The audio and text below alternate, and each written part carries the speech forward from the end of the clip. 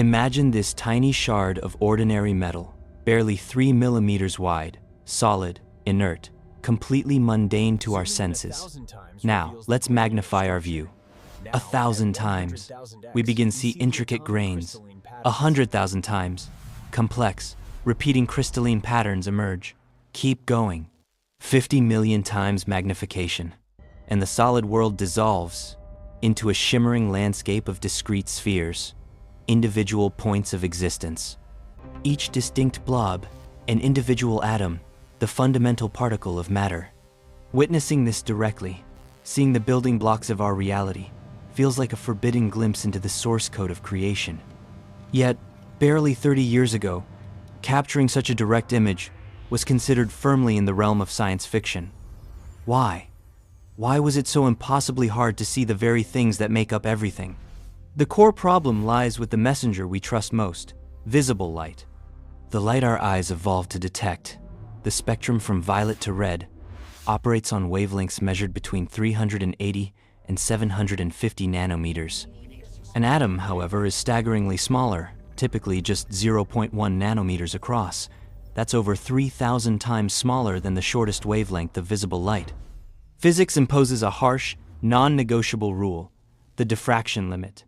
You cannot use a wave to resolve features much smaller than its own wavelength. A light wave simply bends, or diffracts, around an object as tiny as an atom, flowing past it almost undisturbed, carrying no information back. It's like trying to feel the shape of a single grain of sand, using only the broad rolling waves of the ocean. The waves are too large, the detail is lost.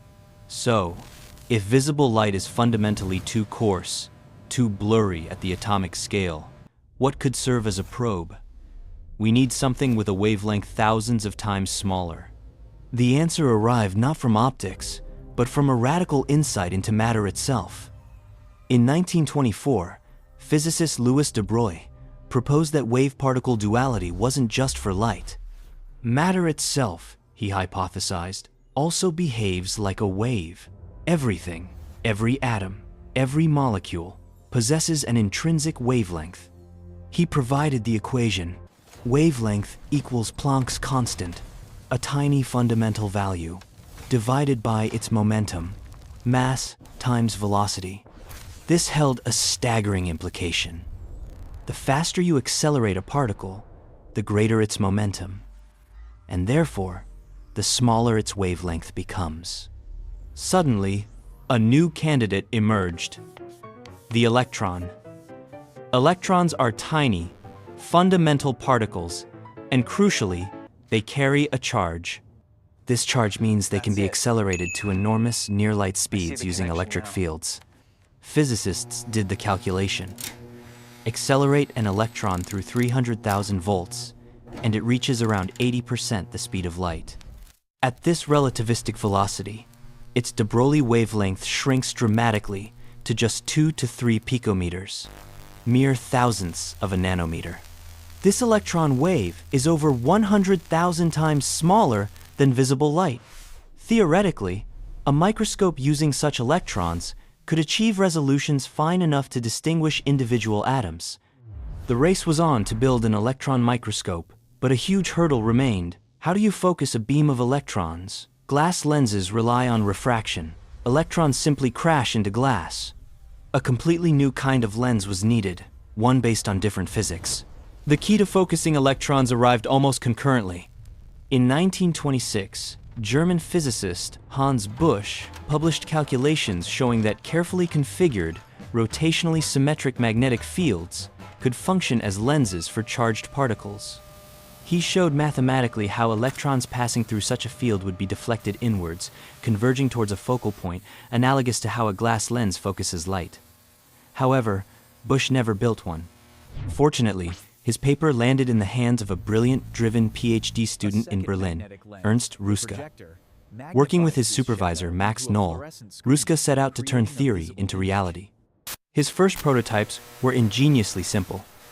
He coiled copper wire around an iron cylinder, forming an electromagnet. Crucially, he left a small gap in the iron core.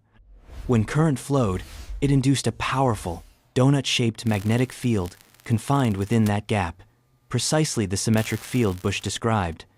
This magnetic donut was his lens. To test it, Ruska needed electrons. He used a heated tungsten filament which boils off electrons. These were then accelerated by a high voltage towards a positively charged anode, creating a crude beam. This beam was directed at his magnetic lens. The physics, governed by the Lorentz force, was elegant. As an electron enters the magnetic field, the field exerts a force, pushing it sideways.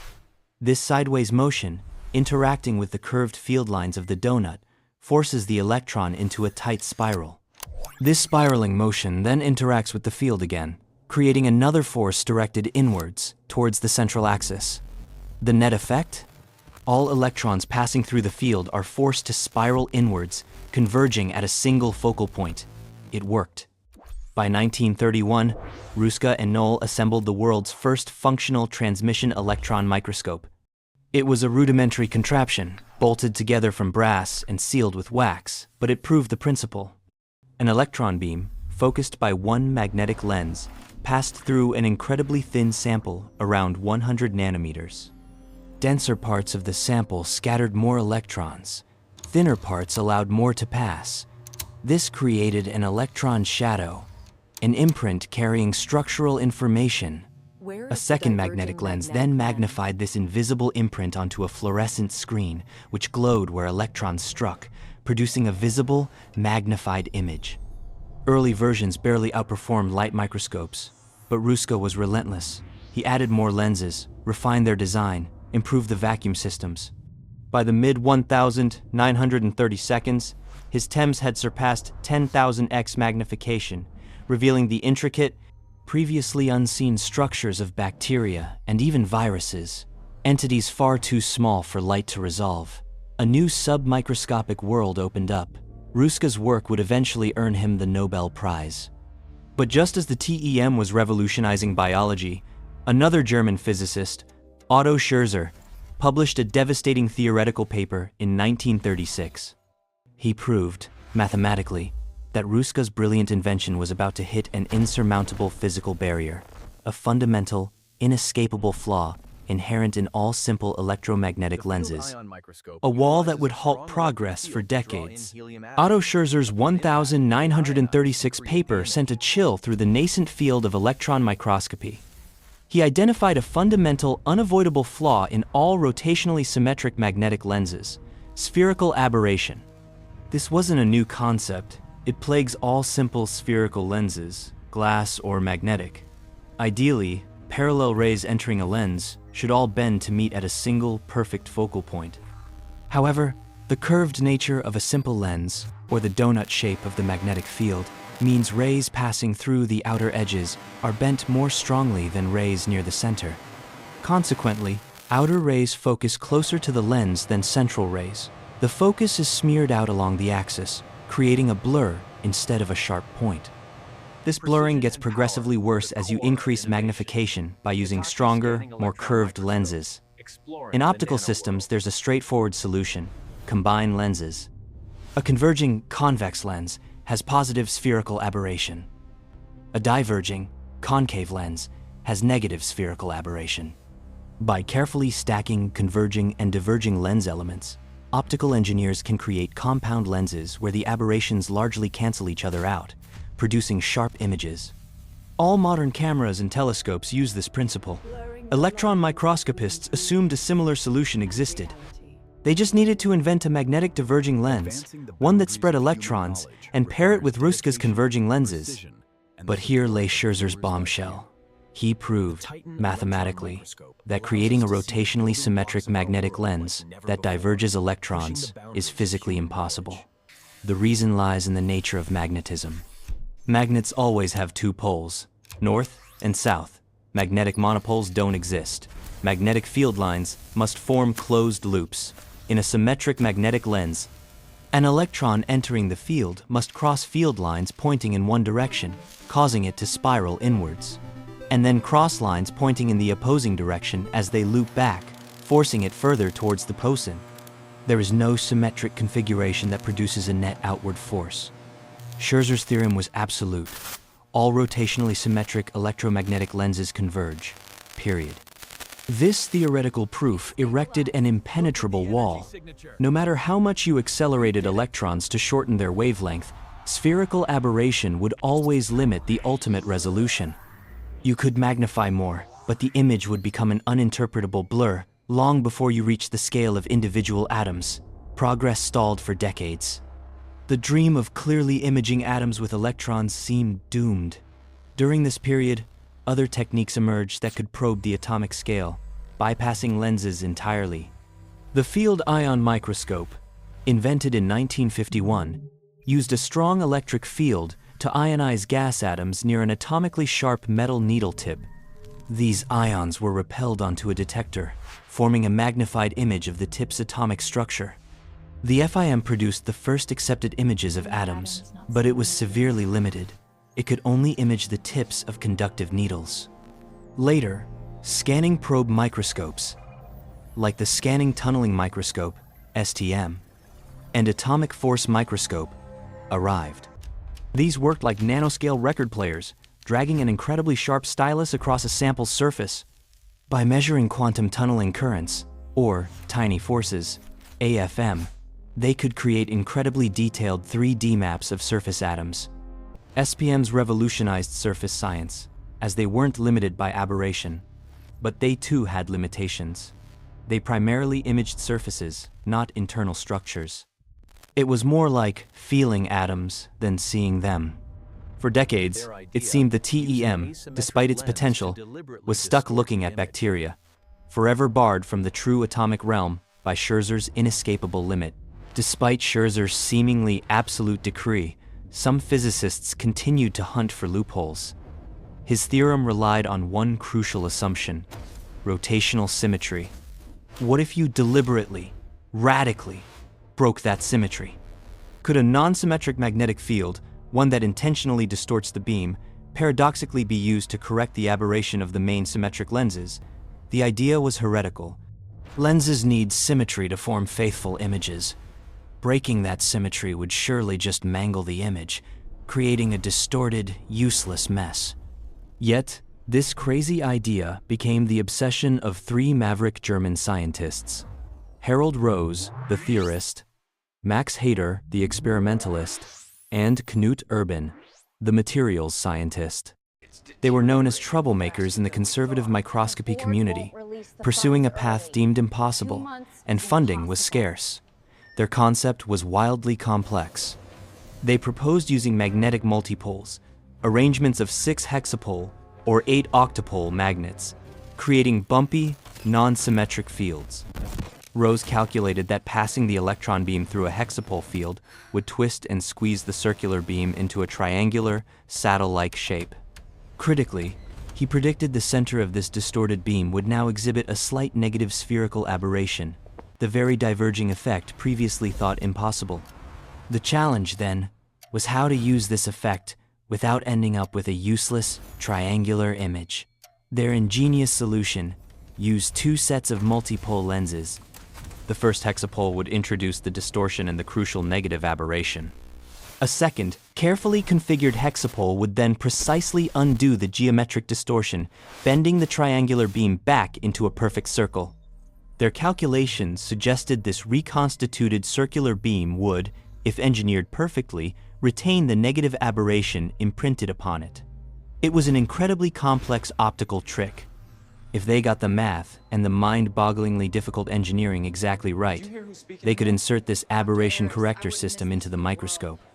An image blurred by the main lens's positive aberration would pass through the corrector, receive an equal and opposite dose of negative aberration, and emerge almost perfectly sharp. Many colleagues thought the idea was technically infeasible, that aligning and stabilizing such complex asymmetric fields with the required picometer precision was impossible. For years, the team struggled. By May 1997, their final grant was just 2 months from expiring, their latest corrector design still just on paper. In a frantic race against time, Haider's team worked miracles, machining and assembling the complex device. By July 23rd, just 1 week before the funding deadline, it was ready. They gingerly installed it. Like every time before, the fields were unstable, The image flickered and failed. Defeated, they switched everything off, letting the magnets and electronics settle for 24 hours. At 2 a.m., on July 24th, they returned for one last look. They powered it on. And almost magically, the picture stabilized.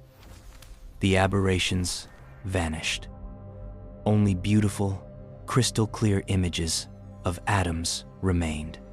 After 60 years, Urban, Rose, and Heider had done the impossible. They had broken Scherzer's limit. The successful demonstration of the aberration corrector in 1997 was a watershed moment, shattering the 60-year-old barrier of Scherzer's limit. The impossible had been achieved by defying convention, by intentionally breaking symmetry to ultimately restore clarity. Their method, using hexapoles to introduce and then cancel distortion while imprinting a corrective negative aberration, neutralized the primary blur of the main lens. Almost overnight, the potential of the transmission electron microscope, TEM, was unleashed. Images previously seen as fuzzy, indistinct blobs, where atomic columns merged, now snapped into sharp focus. An uncorrected image might hint at a crystal lattice. The corrected image revealed the individual atoms within that lattice, bright and distinct. The difference was transformative, converting the TEM from a tool that inferred atomic arrangements to one that could directly visualize them. Shortly after the German group's breakthrough, physicist Andrei Kravanek, working independently, achieved a similar feat for the scanning transmission electron microscope, STEM, the descendant of Albert Crew's design. This broadened the revolution, enabling atomic resolution imaging via the scanning beam technique as well. News spread like wildfire. When Knut Urban presented their astonishingly sharp images at a microscopy conference, he was initially relegated to a small back room due to the team's maverick reputation. But word spread. Soon, hundreds of scientists crowded the doorway, lining up down the corridor, desperate for a glimpse of the images that defied decades of physics. Seeing was believing. Aberration correction wasn't an incremental improvement. It was a paradigm shift. It transformed the TEM, STEM, into the ultimate, indispensable tool for nanoscience. Researchers could now directly observe the precise arrangement of atoms at interfaces, pinpoint single atomic defects in a lattice, map the location of individual dopant atoms in semiconductors, and even determine the chemical identity of single atoms using associated spectroscopy. The ability to see the atomic structure directly allowed scientists to forge the final crucial link between the microscopic arrangement of atoms and the macroscopic properties of a material, its strength, its conductivity, its catalytic activity. As one expert stated, if you want to see atoms, measure atomic distances, you need aberration correction. If you can't see the structure at the atomic level, you only have half the information. It was a true game changer. In recognition of their monumental achievement, Rose, Heider, Urban, and Kravanek were jointly awarded the prestigious Kavli Prize in Nanoscience in 2020. Through their persistence and ingenuity, directly seeing individual atoms, once thought impossible, is now a routine capability in advanced labs worldwide, pushing science ever deeper into the fundamental fabric of reality. What other scientific impossibilities have been conquered? What barriers remain? Let us know what frontiers of science you want us to explore next in the comments below. If this journey to the atomic scale amazed you, please like this video, share it, and subscribe for more explorations into the limits of perception. Keep looking closer.